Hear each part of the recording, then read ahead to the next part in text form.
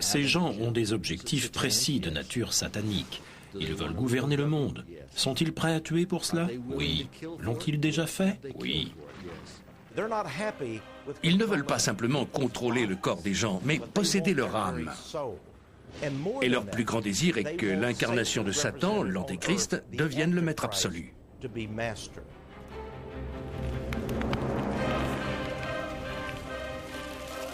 Le dernier livre de la Bible, l'Apocalypse, annonce la venue sur terre de l'Antéchrist. Nous ne savons ni quand ni sous quelle forme, mais selon certains chrétiens évangélistes, les serviteurs de Satan sont déjà parmi nous, semant la ruine à travers le roc, l'enseignement, mais aussi l'art et le gouvernement.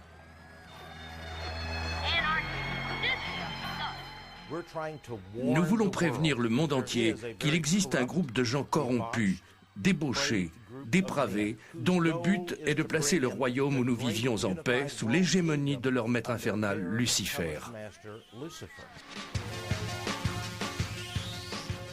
Ils croient en Lucifer.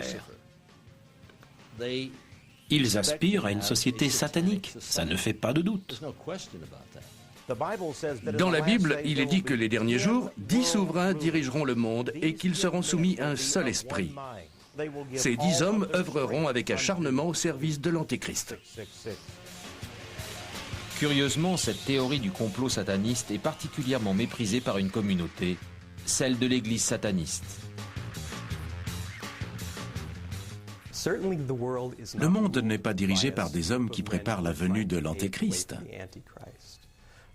Les puissants de ce monde sont de facto satanistes car ils sont capables de déchiffrer comment le pouvoir et l'être humain fonctionnent. Ils n'agissent pas pour la venue d'un antéchrist imaginaire, mais dans leur propre intérêt, et c'est le cas depuis la nuit des temps.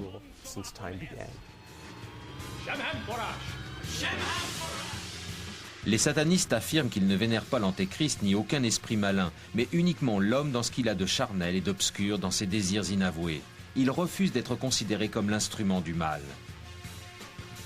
Ce que les satanistes jugent plus dangereux est la soif de pouvoir des chrétiens fondamentalistes qui, selon eux, ont créé de toutes pièces la théorie du complot sataniste afin de légitimer leur propre volonté de suprématie. Christ is the answer. The devil. And don't tell me they ain't one. You can look around and see him everywhere.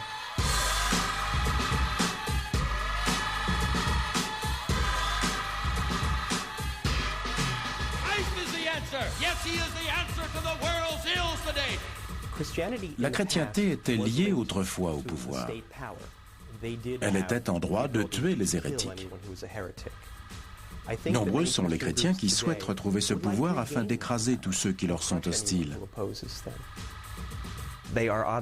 Ils agissent évidemment de concert pour atteindre certains idéaux qu'ils souhaitent véhiculer par la culture au sein du peuple américain.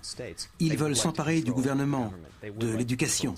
Ils ont pour but d'inculquer aux gens la conviction qu'ils doivent être soumis à un pouvoir religieux unique, en particulier à ceux qui rejettent cette idée même. La chrétienté n'est-elle pourtant pas symbole d'amour et de pardon ? Je ne crois pas qu'il y ait une conspiration de chrétiens dont le but serait de dominer le monde et de contraindre tous les hommes à se convertir.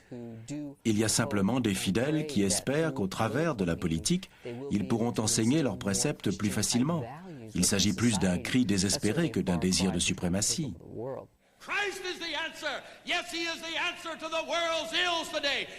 Cependant, la méfiance et le soupçon mutuel sont tels que les théories du complot affluent des deux bords. Les chrétiens évangélistes accusent les satanistes de vouloir dominer le monde.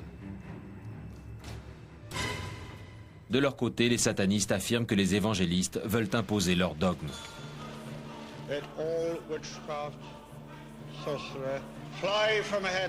Le combat qu'ils se livrent ressemble fort à de l'exorcisme, chacun cherchant à éliminer l'autre. En réalité, les deux groupes ont besoin l'un de l'autre pour survivre. By thine availing mercy, he may be freed and liberated from all sin.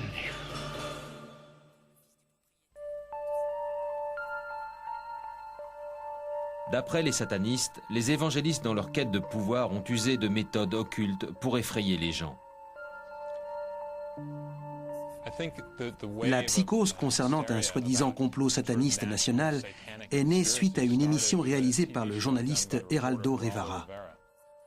Il disait avoir la preuve que des enfants étaient violés, kidnappés, subissaient des rituels violents, que des bébés étaient mangés et bien d'autres délires encore. En 1984, la théorie du complot sataniste vit le jour lorsque commença à courir le bruit que des enfants d'une maternelle de Californie du Sud subissaient les sévices de groupes satanistes.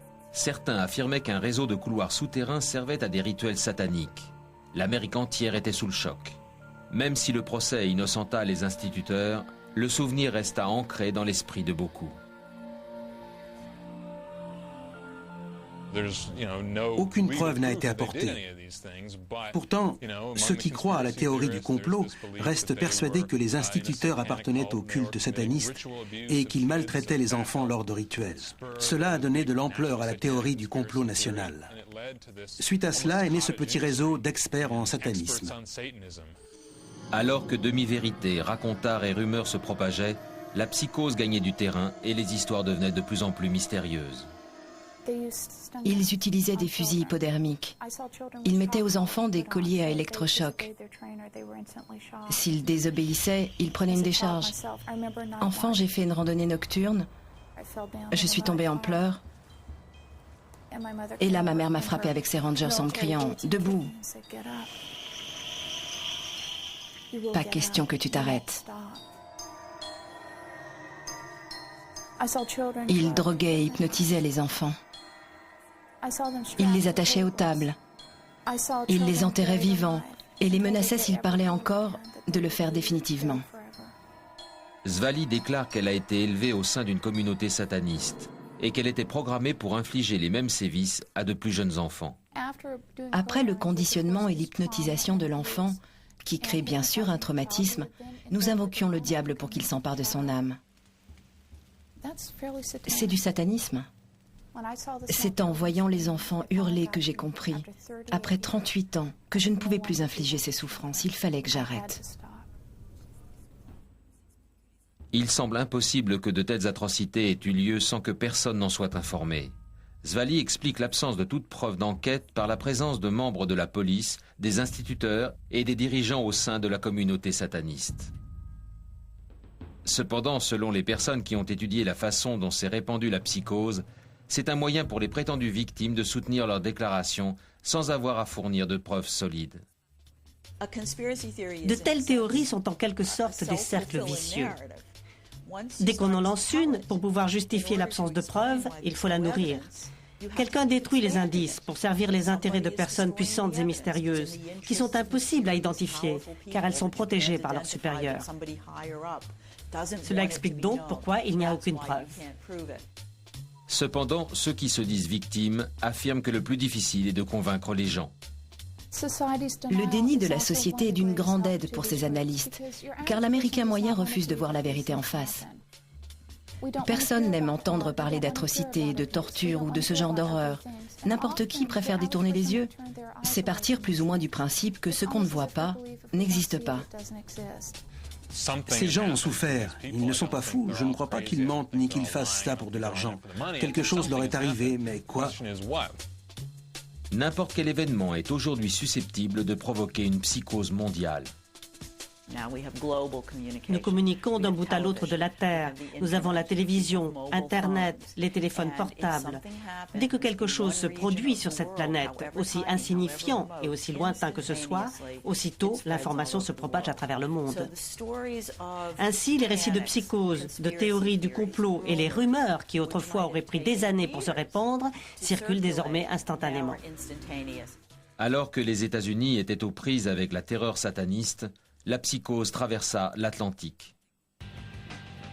Ritualized abuse of children by devil worshippers. Ritualistic abuse. Allegations of satanic ritual abuse. Children on a Rochdale housing estate. 17 children have now been removed. Taken from their parents. Ritual abuse on Orkney. A network of satanic followers. Tunnels beneath this cemetery. Satanism. Satanic abuse.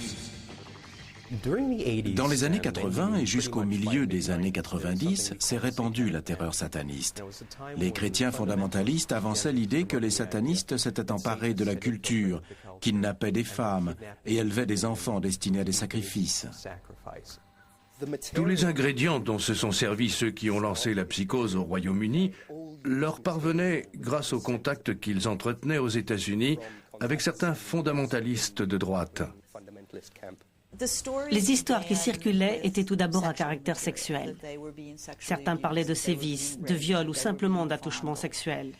Ensuite, l'imagerie religieuse est entrée en jeu.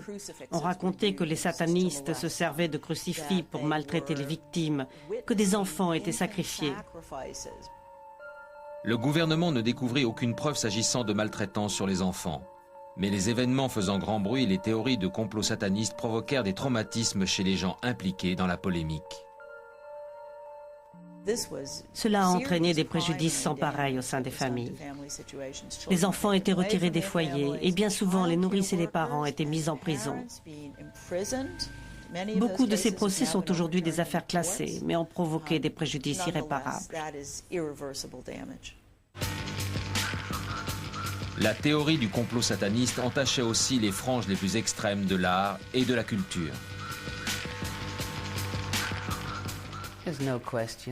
Il est évident que les chrétiens fondamentalistes qui croyaient à leur propre paranoïa ont été les catalyseurs de la mort momentanée dont j'ai souffert en tant qu'icône du monde de la culture. On m'a accusé d'être une sorte d'ennemi anticonformiste. J'étais un bouc émissaire. L'œuvre de l'artiste Genesis P. Orridge, qui s'est autoproclamé ingénieur de la culture, fut examinée de près suite à un documentaire où certains y décelaient la preuve de rites sataniques. Dans une vidéo, le musicien ainsi que d'autres membres appartenant à son mouvement artistique célébraient selon certains une messe noire. Dans la presse à scandale, Genesis devint l'ennemi public numéro 1.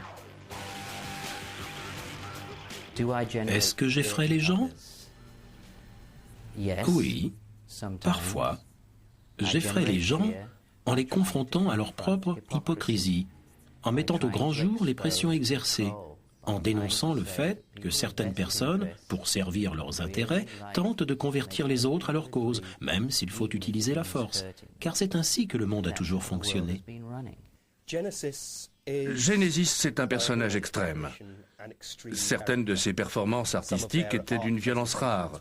Elle mettait en scène des actes de sadomasochisme, des actes sexuels, des gens en train d'uriner. Ça déplaisait, évidemment. C'était pour un public bien particulier, mais ça ne l'a pas empêché de devenir une cible facile.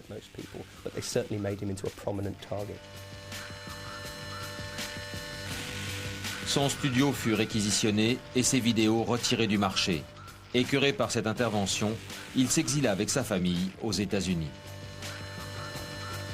Fugitive in a sentence, and I'm a fugitive for my exploration of sex and senses.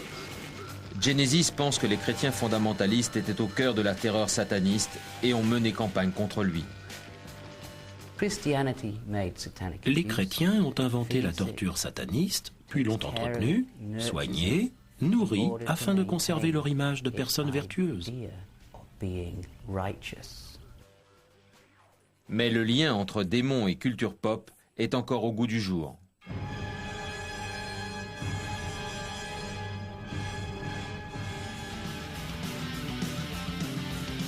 Depuis longtemps considérée comme l'œuvre du diable, la musique rock fait frissonner d'effroi tout bon chrétien fondamentaliste qui se respecte. Ces derniers ont entrepris un combat contre sa prétendue influence satanique. The Parents Music Resource Center a été fondé aux États-Unis pour attirer l'attention sur ce qu'ils disent être les représentations et les paroles de Lucifer. Il tenait des conseils qui ressemblaient fortement à des conseils de guerre, où il planifiait une stratégie pour sauver les États-Unis de ce qu'ils pensaient être un complot. En croyant profondément lutter contre une conspiration, ils en ont eux-mêmes fomenté une de nature quasi militaire.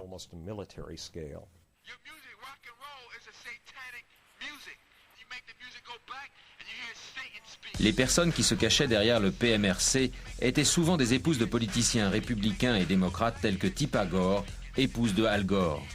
Mais les chrétiens fondamentalistes participèrent eux aussi à cette croisade.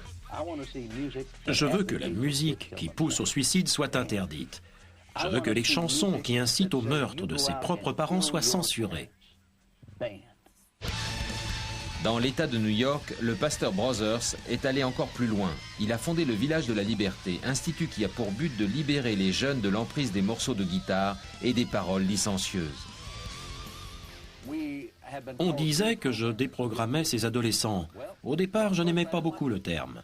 Mais j'ai changé d'avis car il fallait en effet que ces jeunes soient littéralement déprogrammés. La machine est lancée. Le pasteur a rédigé des rapports sur les morceaux populaires qu'il juge inconvenants. À travers son émission de radio quotidienne, il met en garde contre les dangers de ce qu'il appelle la musique criminogène. À 12 ans, j'écoutais de la musique plutôt sage comme les Bee Gees ou Barry Manilow. Mais ensuite, je suis passé à des morceaux qui incitaient à se droguer ou à boire. Ça éveillait une certaine violence en moi. Ça m'obligeait à faire certaines choses que je ne voulais pas faire. Chaque fois que je tombais dans la débauche, le rock y était pour quelque chose. Certains doutent que le rock engendre systématiquement des armées de satanistes et d'esclaves sexuels. La musique est un divertissement, elle existe sous différentes formes.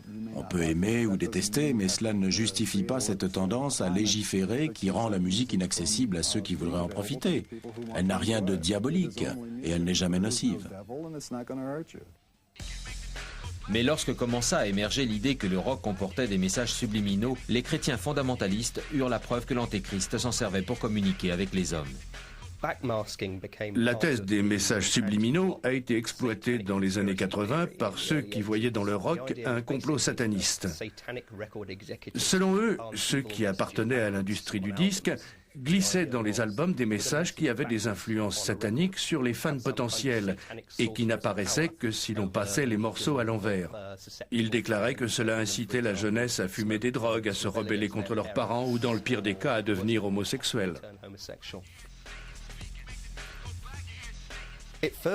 Ça a commencé à faire les gros titres lorsqu'un procès a été intenté contre le groupe de heavy metal britannique Judas Priest. Le groupe était accusé d'avoir glissé de manière subliminale les paroles « Vas-y, fais-le » dans leur album Stained Glass qui, selon l'accusation, avait incité James Vance, 20 ans, et Raymond Belknap, 18 ans, à se suicider ensemble à Reno, dans le Nevada, en 1985. This case is about mind control, the manipulation of the minds of consumers for the objective of making money. Raymond Belknap took this shotgun, placed it under his chin, and pulled the trigger.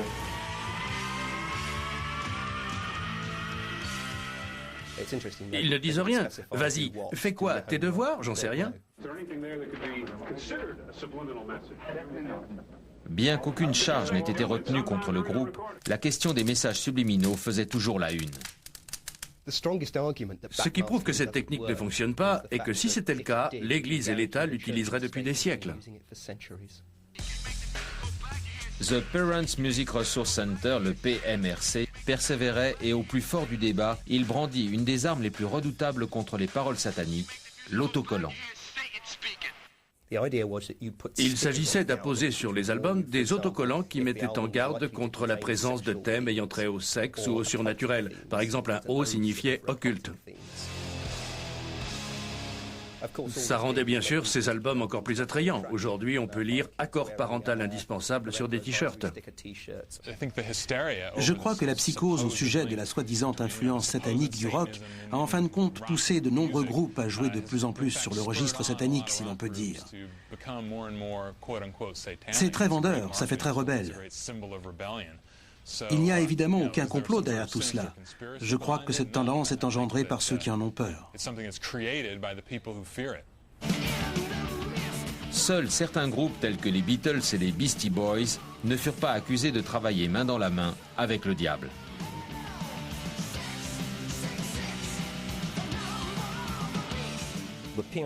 Le PMRC affirmait que ACDC signifiait Antichrist Devil's Children, soit les enfants de l'Antéchrist. Si vous aviez dit ça aux membres du groupe, ils auraient éclaté de rire. J'ai examiné les paroles et j'en ai conclu que seules des personnes vénérant profondément le diable étaient capables d'écrire ce genre de choses. Il déclarait que Kiss signifiait Knights in Service to Satan, les chevaliers de Satan. Et que serait le satanisme sans Ozzy? Ozzy n'est pas un sataniste, c'est un homme de scène. C'est ce que les gens ne comprennent pas. La rumeur la plus répandue veut qu'il ait mordu la tête d'une chauve-souris et en ait retiré des pouvoirs magiques, mais surtout qu'il souffrirait depuis d'accès de rage. Observez un peu leurs albums. Quelqu'un y a inséré ces symboles, ces images révoltantes. Quelqu'un leur a soufflé ces mots. La bête noire de tout bon parent américain, Marilyn Manson. C'était incroyable de voir tous ces chrétiens venus manifester au concert de Marilyn Manson. Ils étaient si angoissés. Voyons les choses en face, c'est une rockstar. Ces gens sont très malheureux, je crois. Ils ont perdu toutes leurs illusions. Ils ne s'imaginent pas participer à une conspiration mondiale, mais il ne fait aucun doute que des esprits malins les ont guidés jusqu'à ces groupes. La frontière entre réalité et fantastique est floue. Les gens assistent à un spectacle gore et croient aux atrocités qu'ils voient. Mais selon les évangélistes, Ozzy et ses acolytes ont déjà ouvert la voie au prince des ténèbres. Les jeunes ne s'intéressent pas aux produits traditionnels. Ils en veulent toujours plus. Ils ont été désensibilisés par la musique, la télévision et la culture populaire. Ils ont été pervertis par les dépravations les plus abjectes et les plus sordides. Littéralement, tout cela met les gens dans un tel état d'esprit que l'Antéchrist sera accueilli à bras ouverts. Il a une solide assise parmi la jeunesse. Toute une infrastructure a été mise en place pour l'entrée en scène de l'Antéchrist, le mal suprême. Mais à l'heure de sa venue, si elle se produit, comment le reconnaître ? Je crois qu'il incarnera un homme de grande envergure. Sera-t-il un grand homme d'État? Peut-être. Un chef religieux? Possible. Ce sera en tout cas un homme en qui les gens ont confiance. Le prince Charles était un candidat potentiel, mais j'en doute. Il fait un peu trop benet pour être l'antéchrist, selon moi. On a aussi cité George Bush, Henry Kissinger, Bill Gates et même un Américain de 27 ans qui vit dans le sud-ouest. Cela représente près de 30 millions de candidats. Peu importe qui est l'antéchrist, ceux qui croient au complot sataniste affirment qu'il a déjà un moyen efficace de communiquer avec ses disciples. Un de mes amis décodait les messages subliminaux en passant à l'envers les discours de grands dirigeants. Et il a fait des découvertes stupéfiantes. Bill Clinton parle d'un sujet tout à fait inepte, mais si on passe la bande à l'envers, il dit par exemple « I love you, Lucifer ». Come quickly, my Lord Lucifer.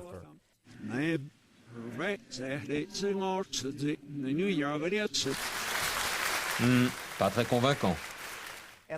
Et je ne serais pas surpris que le Premier ministre Tony Blair fasse partie de tout cela. Il y aurait donc du vrai dans la campagne de diabolisation dont il a souffert. Mais même l'écrivain J.K. Rowling est accusé. Je suis persuadé que J.K. Rowling pratique les sciences occultes. Elle vient nous présenter sa sorcellerie. Elle essaie de faire de la magie blanche en quelque sorte, mais c'est pernicieux, c'est tout sauf une bonne chose. Hélas, toutes les bonnes choses ont une fin, y compris le monde. Et le retour de l'Antéchrist a sans cesse engendré des bataillons de prophètes toujours prêts à annoncer la venue imminente de l'Apocalypse. Je n'ose même pas imaginer le nombre de prophètes chrétiens que compte actuellement la société américaine. C'est très en vogue de prêcher contre la venue de l'Antéchrist et de mettre en garde contre la fin du monde qui approche à grands pas. Il existe depuis toujours des communautés qui, en se basant sur la Bible ou d'autres textes sacrés, croient que la fin du monde est proche ou qu'une société secrète quelconque veut provoquer la fin du monde et de la civilisation pour servir ses intérêts funestes. Il est clair que les visions apocalyptiques et les théories du complot sont intimement liées. Si le livre de l'Apocalypse dit vrai, la fin du monde sera un événement plutôt monumental. Viendront les 4 cavaliers de l'Apocalypse. Ils seront plus effrayants les uns que les autres. Le cavalier blanc est le plus terrifiant car il sème la mort.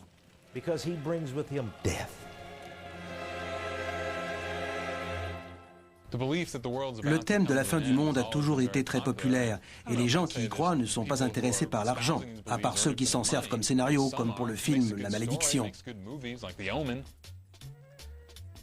Mais peut-être que ce n'est pas tant la fin du monde qui est à craindre, mais plutôt les théories du complot qui suscitent la peur et la suspicion au sein de la société, ainsi que ceux qui les échafaudent pour justifier leur existence. Il y a toujours eu des périodes où des événements inexpliqués créaient une certaine angoisse au sein de la société.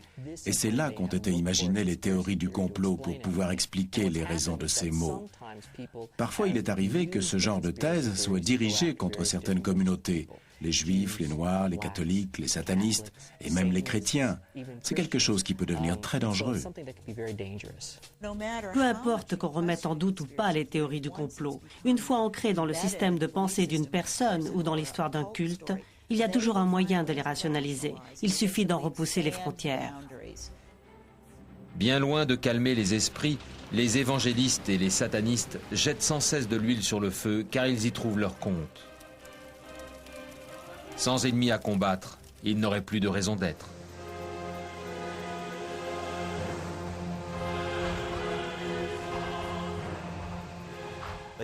La bataille est pratiquement achevée, car tous les événements cités dans la Bible se sont déjà produits.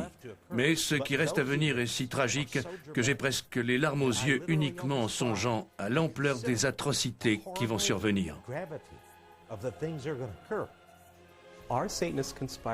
Les satanistes ont-ils organisé un complot pour dominer le monde? Ont-ils une emprise sur la culture? Certains peuvent le penser. Toujours est-il que le futur sera régi par de nombreux satanistes sans que le commun des mortels n'en sache jamais rien.